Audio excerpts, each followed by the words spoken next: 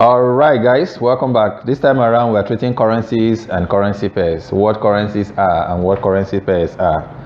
Now, we have established the fact that currencies are the legal tenders of different countries. For instance, the Nigerian currency is called the Naira, and the American currency, the United States of American currency, is called the dollar.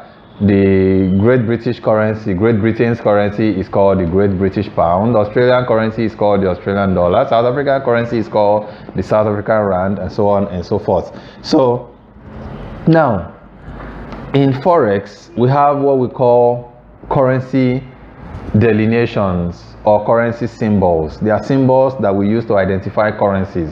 We're not going to go online and say Naira. You want to trade Naira and you start searching for Naira, you might not be able to find it that way. Or you want to search for South African rand like that, you might not be able to find it that way. But we have them, we use abbreviations, okay, that we call symbols to identify those currencies. So we're going to have three different segments of currencies, that is three categories of currencies. We have what we call the major currencies, we have the minor currencies, and we have the exotic currencies. Okay, major, minor, and exotic are the three major categories of currencies that we have. So now, what are the major currencies? Basically, major currencies are the currencies of the major nations of the world today. That is the first world nations, also known as the developed nations, like the United States dollar, which is, as it turned out, is the king of currencies in the world. The United States dollar, the Great British Pound, and so on and so forth. All of them are known as major currencies. And then we have the minor currencies. The minor currencies are from less advanced countries, not the third world countries, but less advanced countries. Like Australia, for instance, is regarded as a minor currency nation. A few other nations like China, for instance, is still regarded as a minor currency nation, even though the country itself is one of the major countries in the world, and a few other ones like that. Okay, so we're going to look at those breakdowns in a bit now. And then we have the exotic currencies. The exotic currencies majorly are from the third world nations. Okay, exotic currencies are from the third world nation. You know how you say something is exotic? An exotic dance, an exotic wine, an exotic resort, an exotic vacation. You know, it's scarce, it's not common, it's rare, it's not something that happens all the time, something that happens once in a while. When you tell somebody you are going for an exotic vacation, you're probably going to the Bahamas to spend a few weeks with your family, you know, basking in the sun, getting some tan. I don't know how an African gets a tan anyway, but you know, you have an idea what I mean. Just having fun, but it's not something that you can do very often because it is it's a very, very expensive lifestyle. So if you are going to go for exotic cuisines, for instance, now you know that you are going to be going to some exotic restaurants to go and take exotic cuisines, you end up spending exotic money as well. That's where they tell you that a plate of whatever nonsense that they are going to mix in the place for you is going to cost you 20,000 naira for just a meal. And then you have to go with your family, and all of you are like 5, and you end up spending 100 and something thousand just to eat lunch or dinner or breakfast, as the case may be. So these are exotic. So the same thing applies to exotic currencies as well. The cost of trading them is very, very high. So that's why we call them exotic currencies. So, and at the same time, if you learn to trade exotic currencies well, which I don't advise as a beginner anyways, but if you learn to trade the exotic currencies well, you might actually make a lot of money from exotic currencies, because the returns, as much as the cost of trading them are high, the returns on them are equally as high as well. So, you know, it's like, for instance, eating healthy is not cheap and it's not easy, but when you eat healthy, you have greater benefit than just eating junks and eating anything that comes your way. So you get exactly the same result. Now, how do we come about the currency symbol or currency codes? Now, every currency symbol is made up of 3 characters or 3 letters. So for instance, we'll take the Nigerian Naira, which is our own currency here. Nigerian Naira is Naira. Sorry, I don't know how to spell Naira again. Naira, don't mind me, I'm not used to it. The Nigerian Naira is designated as NGN. NGN. That is the forex symbol for Nigerian naira. Now, how do we come about this? The first two characters are the country code, while the last character is the currency code. Okay, so this is for the country, and this is for the currency itself. Let me do that right. The first two characters are from the country code or the country name, and the last character is from the currency itself. So this is from Nigeria, and this is from Naira, which makes up the Nigerian Naira. Okay, so the same thing happens to every other currency. Take the US dollar, for instance, is designated as USD, which means United States dollar. The first two characters from the US, and then the last character from the currency.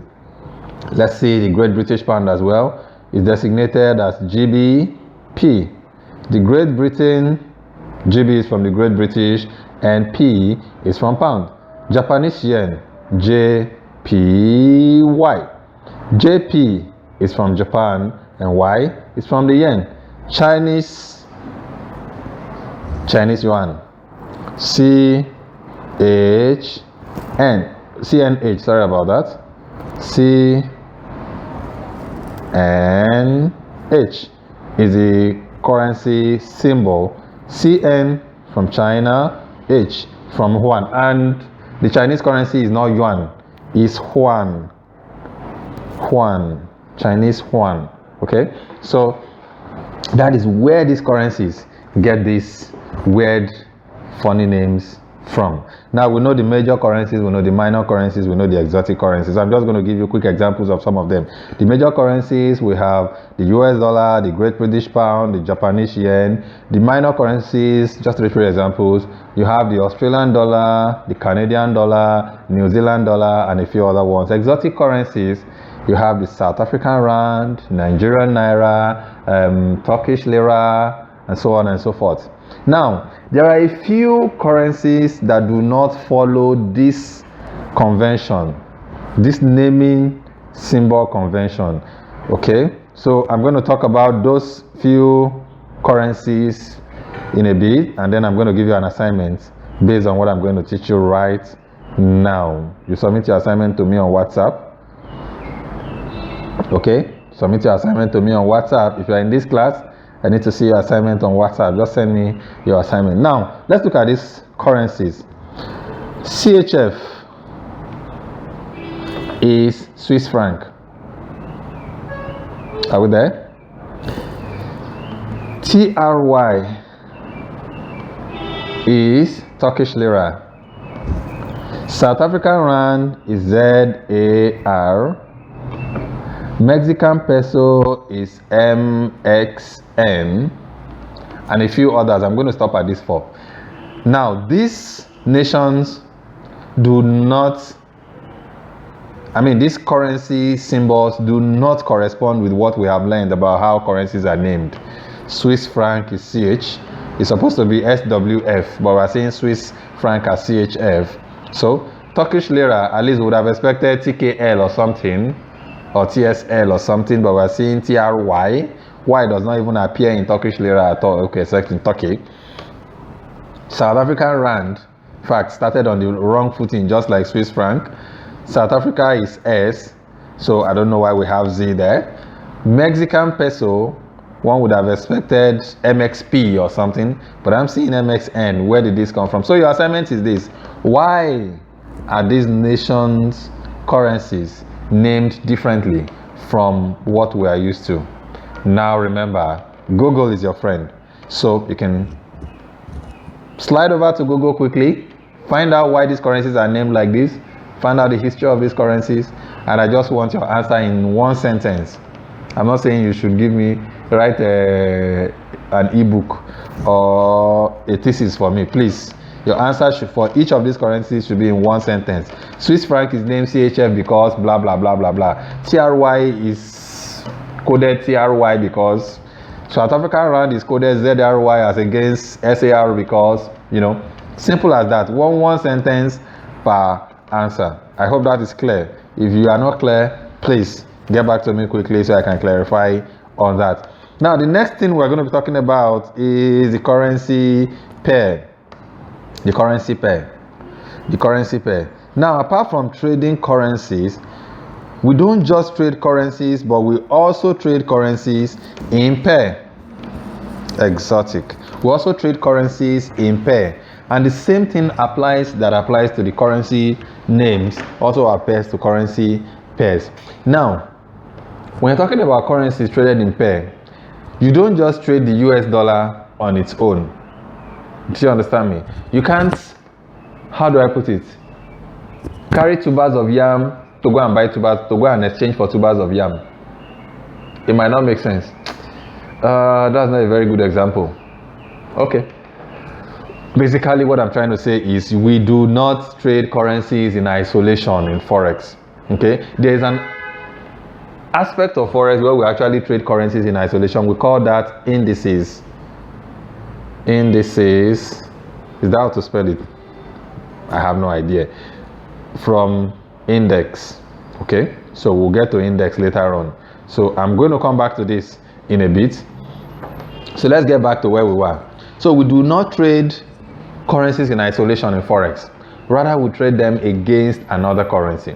So for instance, if I want to trade the United States dollar, I have to find another currency to pay it against and then trade. What that means is, now I have the US dollar. Maybe Nigerian naira is going to depreciate as against the US dollar, which means US dollar will appreciate against the naira. So as a result of that, I will be buying US dollar to sell naira, since naira will be depreciated. And if my projection actually comes to pass, then I would have made some good profit from that trade. Okay? Don't worry, when we get to how we make money trading Forex, I'll elaborate more on that. But in the meantime, just understand that we do not trade currencies in isolation. We pair currencies up to trade them. What do you mean by pairing currencies up? Let's take 2 currencies, for instance. I'll take Euro, EUR, which is a major currency, by the way, as against the US dollar. So if you are going to write this now in Forex language, you will say Euro/USD, or simply Euro USD, or if you want to go deeper than that, you can simply say EU. Okay, you can simply say EU for those who know how this works. So you simply know, okay, EU, Euro USD. Okay, but that is not for everybody. So for everybody, we'll stick to the common one, Euro USD. So what does that mean? It means I am trading the euro against the US dollar. Now, if I decide to do buy here, it means I am buying the euro and at the same time selling the US dollar. Okay? It means I'm buying the euro and at the same time selling the US dollar. If I do a buy on Euro USD now. Is that clear? So, as a result of this, we end up making profits in the difference between when we took the trade and when we chose to close the trade. So let me give you an instance now. Let's assume that the dollar against the euro against the dollar is currently at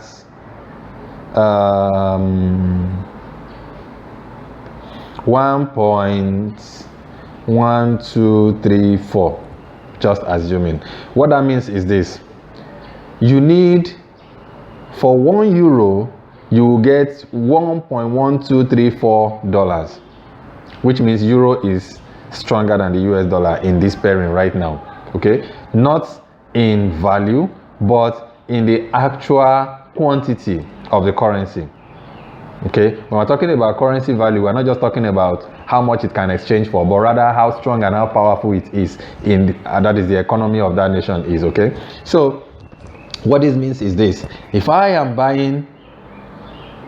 want to sell euro now, that means for every 1 euro I sell, I'll be getting $1.1234 for it, which In other words, also means that if I am selling the US dollar to buy the euro, for every 1 US dollar I get, I will be getting less than 1 euro for that, because the euro is in quantity larger than the United States dollar. Okay? All right. So, having said that, we now get back to how we make money with this. Now, let's see. If we do a buy on Euro USD at... Okay, before we get to that, let's quickly clear out this pairing. Let's quickly clear it out. I will take care of this buying and selling in the next video. So let me clear out this pairing. So like I said, the same way we had major, minor, and exotic currencies, we also have major, minor, and exotic currency pair. Okay, so the major currency pair, a major currency pair is any pair that involves the US dollar. If you see USD in the pairing at all, USD CHF, Euro USD, GBP USD, USD card,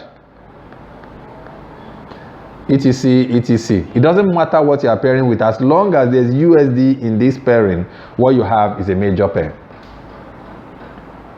Okay? Now, a minor pair, on the other hand, is any pair that doesn't involve or doesn't include the US dollar, even if the currencies that are paired together are major currencies. For instance, GBP and JPY are major currencies. But if you pair the two of them and there is no US dollar in that mix at any time, then what you have is a minor pair. Are we together? Let me remove all these major pairs completely from the screen so that we can see the minor pairs properly. So, any pairing that doesn't include the US dollar is a minor pair. So, I just give an example: GBP stroke JPY. I'm just going to forget the stroke and put them together. GBP JPY, Euro odd, Euro Australian dollar, Australian dollar Canadian dollar, GBP card. Any pairing at all, as long as US dollar is not in that pairing, then what you have is a minor pair. Okay, one more thing. As long as US dollar or exotic currencies are not in that pairing, then what you have is a minor pair. So if you have a major pair that is not US dollar, a major currency plus a minor currency that is not US dollar, then what you have is a minor pair. When you have a major currency and a major currency but US dollar is not there, then what you have is a minor pair. When you have a minor currency and another minor currency, what you have is a minor pair as well, as long as there is no exotic there. Okay, now finally, any pairing that includes an exotic currency is an exotic pair.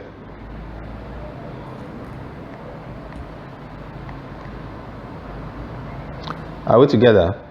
Any pairing that includes an exotic currency is an exotic pair. So even if you pair the US dollar versus Nigerian Naira, what you have is an exotic pair. USD TRY, what you have is an exotic pair. USD MXN, you have an exotic pair. GB Pizza, you have an exotic pair, and so on and so forth. So any pairing at all that doesn't includes an exotic pair, even if it has the king of currencies, US dollar there, it is still an exotic pair. So I hope that clarifies the major pair, the minor pair, and the exotic pairs. And then in the next video, we're going to be talking about why we trade Forex, and then who trade Forex, and how to make money trading Forex later on in the course of this training.